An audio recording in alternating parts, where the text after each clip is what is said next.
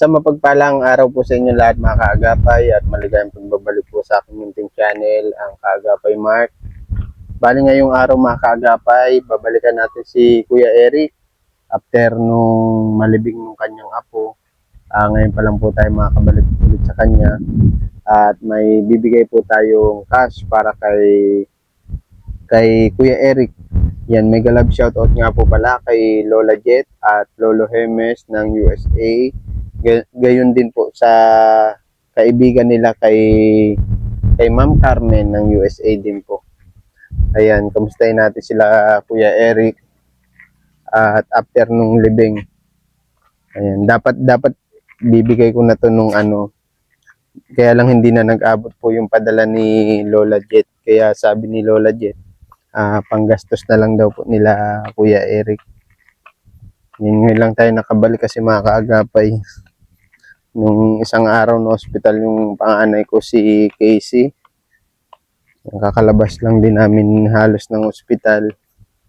Tapos ngayon naman si Len may dengue. Kahapon lang namin nalaman, nagpa-check up si Len na dengue nga po siya, positive siya sa dengue. Naggagamutan na lang po siya sa bahay pero pag hindi pa rin nagbago yung platelets niya, baka ma-confine din si Len. Yan, sama niyo po sa pray nyo sa aking asawa kay Len na sana mag-okay yung platelets niya mamaya kasi pupunta kami ulit ng laboratory, papala-laboratory ulit namin si Len kung nagtataas yung platelets niya. May mga iniinom naman siyang gamot. At ano bang tawag doon, yung nagkuha ako nung tawa-tawa. Pinapainom ko din si Len noon. Yun, kaya hindi tayo masyado makapokus sa mga vlog ngayon. Kasi inobserbahan ko din yung anak ko, yung asawa ko. Kaya pasensya na po sa ibang mga sponsor. Pero hayaan nyo po pag nag-okay na po, babawi po ako sa inyo.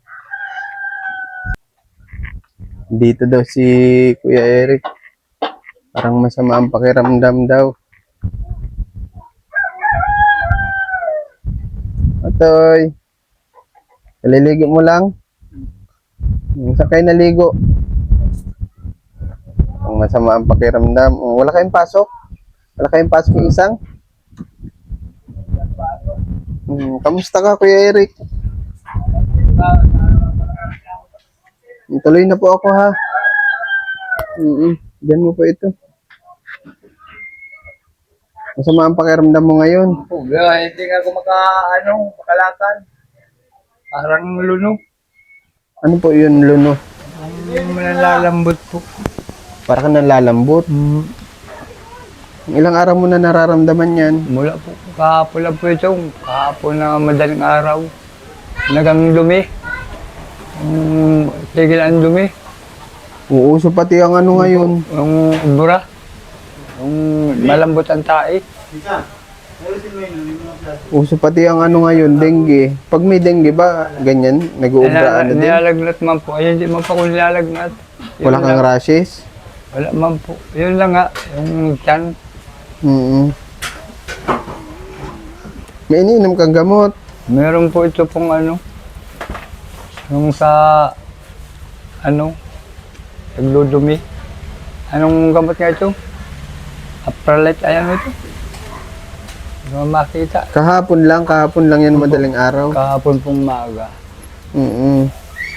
Ngayon pa po, yung nga, doon ako natulog kala nanay at parang ayaw ko nang umalis sa ER. Na naman, dumi na naman. Gihilab. Ano ba nakain mo nung huli? Ang nakain ko lang po nung isda lang na yung parang yun, yung Ginataan? mumul. Mumul. Ano po sa Tagalog yun? Yung tawag po, yun nila talaga ay mumul. Mumol?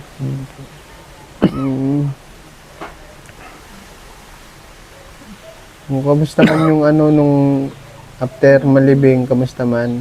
Ayos man po, naalibang man na po. Alman na po. Ayan mo na pong yung ano na, karaos man ah. Nakaraos man na, okay man na. Po.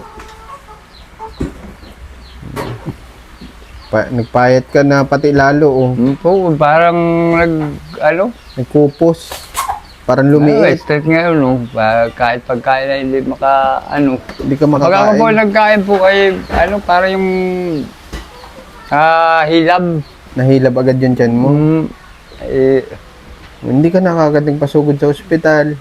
natakot naman pa ako pag ako nagpasugod, baka kagaya yung nangyari sa akin, ganito. Yung tiyan ko nga, tapos binutasan nga yung likod ko.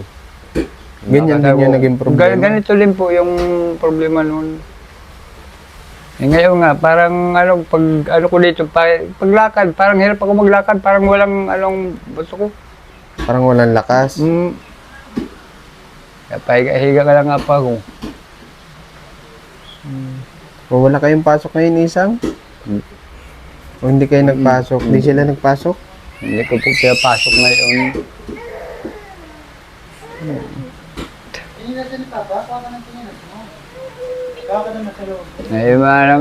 Sabi ko nga, gusto ko pong ano man na yung anak ko. Parang yung putlain ng sabi ko para makakondisyon, sabi ko dito muna. Kaya nangyari naman, na-aksidente na sa motor, kaya ang paa naman, kaya siya din, hindi din niya makalakad. Anak Paga yung paa, ugat po yan nung, yung isang anak mo, po. Yan pong nanganak ng yung nakahiga namatayan. dito. Oo, yung namatayan. Sabi ko muna kayo, mag-stay lang muna kayo kahit para ma-kondisyon yung katulad. Matagal po baga sa ospital, baka kung kako ay bugat nga. Yun naman nga, pag man sa motor. Entero yan, no? Na-aksidente man. Po. Siya po yung namatayan. Po. Hirap din makalakad. Ay, Kaya nandito muna po sa iyo. Po. Hirap naman ang sitwasyon mo ngayon, Kuya Eric. Pag ikaw hindi makakilos, pati anak mo hindi Wala po, hindi makapasok sa eskwelahan.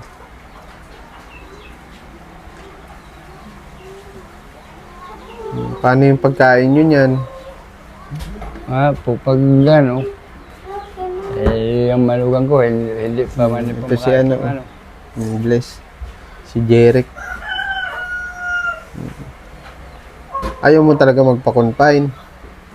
Ako po, natatakot pa ako. Nadala ka na. Sabi ko nga po, ko ngayon na hanggat kaya ko pang pag tanatay man pa kung ang problema nga, pinipilit ko ngayon, parang walang ko, mga buto. Para ka pating nangangatog. Po. Para ka nanginginig. Mag-upo-upo lang ang ganito, parang mga kahapon, talagang puro regala ako pag takbo lang sa CR, ay talagang sabi ko nga kay namin, ay baka kakumahindet na ako na Pero nagdalang-dalang man yung pagpainom sa akin ganito, puro nakatatlo na ako. Galing nga ito kay anong pangalan baga. Toy, anong pangalan nito? Basahin mo daw. Si Enrico.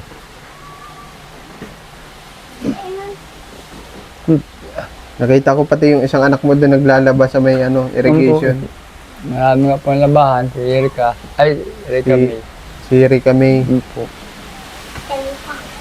Ilang araw na kayo di nakakapasok, Isang? Ay, ngayon man lang po. Yung pasok Ngayon lang? kahapon. Kahapon nagpasok kayo? Saan pa nakapangalan? Ha?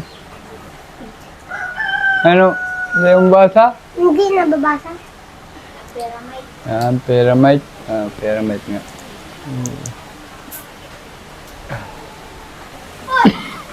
O bali, anong nyo kanina? Pagkain nyo, Kuya Eric? Kain man po kami kanin. Ulam po. Nakain na itong mga bata? Yung sardinas ang ulam namin. Hirap talaga magkasakit ngayon, ano? Po. Ako nga yung anak ko galing lang din ng isang araw ng ospital. Nilagnat ng mataas, hindi nagbababa, kaya sinugod din namin sa ospital. Kaya tinatanong kita kanina kung baka na dengue ka kasi yung asawa ko naman na dengue. Po. Ngayon, naggagamot din sa bahay. Uso pa naman pati ang dengue ngayon. Ewan ko po nga, wala man pa akong lagnat. Basta yun lang. Yung asawa ko din wala lagnat, kaya lang nagkaroon siya ng ng rashes.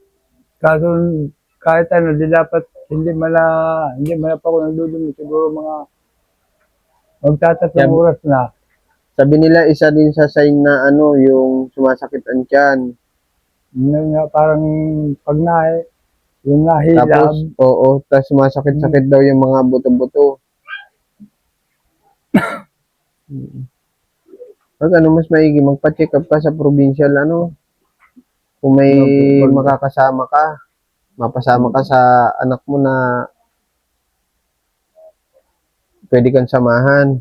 Kasi mahirap man yan. Alam mo naman sa panahon ngayon, sabi nga nila, bawal magkasakit, mahal magkasakit. Kaya nga kung paglakad, hindi ba makalakad.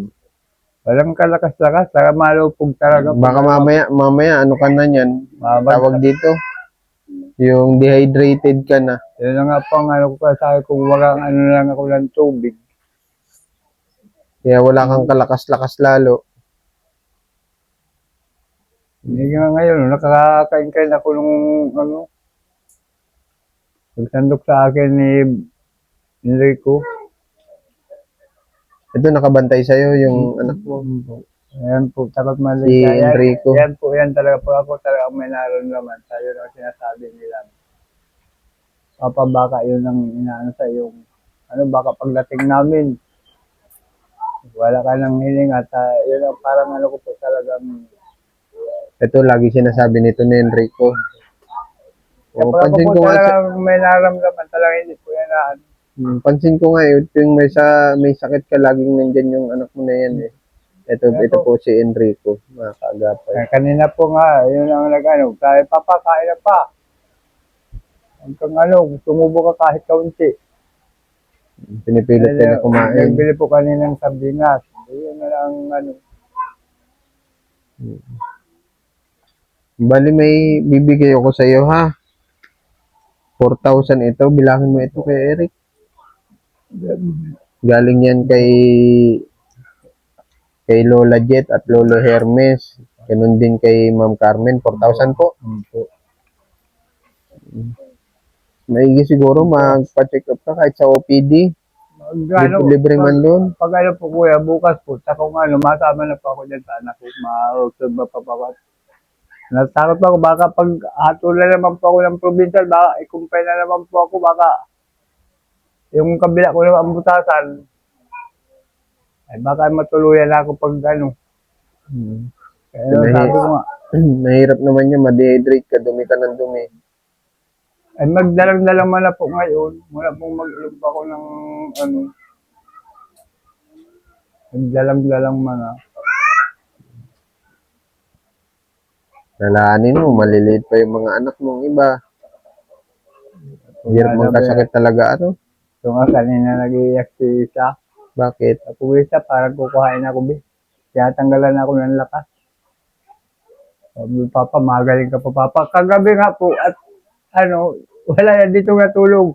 Nandun po sa amin lahat. Ayoko na pong mag-alis doon sa malapit po at doon na ako nag-CR. Ang ginawa ko po, naglatag ako doon sa hindi na payag, sumunod sa'yo yung mga anak mo. Andun kami ng apat. Talagang kagabi, nakaramdam akong sabi ko, hindi ko na kaya yan, si Enrico. Pilit niyang, ginawa. Nagkuha po ng upuan. Upuan, doon niya ako papahawakin, hindi makarating ako doon sa CR. Natulog man na po. Ay, yan, pag ako ang bumuhat, talagang po siya. Kagad. Itong si Enrico, nakaalalay sa'yo. Pag pa-check up ka po bukas. Pag masama pa ako dyan sa anak ko. Libre naman dun sa OPD, kaya lang, kailangan mo maaga dun. Tiyagaan mo lang talaga magpila. Ano? Para mabigyan ka ng tamang gamot. Kasi mahirap naman yan na, ano, nangihina ka. Baka ka mamaya, kung mapano ka niyan. Po. Ano, Enrico, ano? Pati mga anak mo, siyempre mag-aalala yan. Ikaw lang din pati inaasahan nila pag may trabaho ka. Para may pambaon-baon sila. Kaya lang, tigil ka muna, pahinga ka muna talaga, ano. Ganito po nga talaga. Talagang pahinga talagang ano. Mayroon pa nga po kami talukan ay hindi po makakibo. Kagaya nung nakakontratawan pa ako nga, no, kagaya kahapon, yung 2 araw nga, ay talo pa ako. May kontrata ka sana. Yun po. Ang problema, pag wala nga po talaga ako, ay yung mga, Ikaw ba yung kumukontrata mismo sa Ako mga po. talukan? po, ako po ang nakakontrata. Pag wala naman pa ako, hindi, yung mga tauhan mo, hindi man po masyadong na, magtalo. Pag wala ka? Ayaw ko minsan nga ito nga na si Bukil, ay si Enrico. Papa yun, tumatalong mo. Kawawa ka naman. Ngayon nga, sabi ko to, talo tayo. 2 talo kami kung tatang saka yung sa kalintaan nga, kagaya nung kanya-kanyang nag-uwian, tapos hindi pa ako nakasama doon kahapon. Ay magkano pong pagkaw ko nung 6.5. Eh, may natira pa din po ngayon na nagtanghali pa. May tatalukan pa? Po, Talo ka din? talo din po. Sinabi ko ay tigil muna po ang pagpatalo at sabi ko talagang wala tayong abono. Hindi bali kung medyo ako talaga ay nasa kondisyon at kaya natin yan i-recover. At pag ganito pong wala man akong kagaya na kung naramdaman ko, Oo. ay lalong matalo. Sige ha, Kuya Eric, mapunta na din ako ha. Po. Maraming salamat po, Lola Jet. Maraming salamat po. Sana po malampasan ko itong mga problema pong Sunod-sunod yung pagsubok. Dahil pag sunod-sunod na pagsubok po, anong nangyari sa akin? Pray lang palagi, Pinipilit ko nga pong ubuhat, kagaya ng yung anak ko nga kung dahil pinapakita ko nga po sa kanila, kahit yung medyo silang hindi ko sila pinababayaan, kahit ako hirap.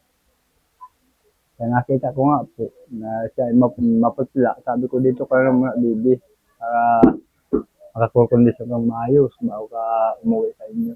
Ang problema naman, na-aksidente naman nga. Ayan nga.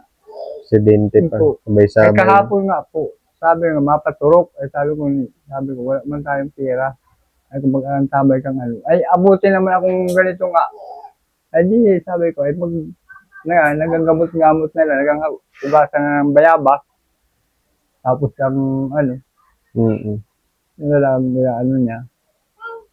Sige, Kuya Eric ha, mapunta na ako ha. Pagaling ka po. Ang pa check up ka agad bukas, Po. Babay Isang. Babay na Jeric. Tapos Enrico ha, bantay-bantay niyo si Papa niyo ha. At masama ang pakiramdam. Una na ako Kuya Eric ha. God bless po ha. Pray lang palagi. Maraming salamat po.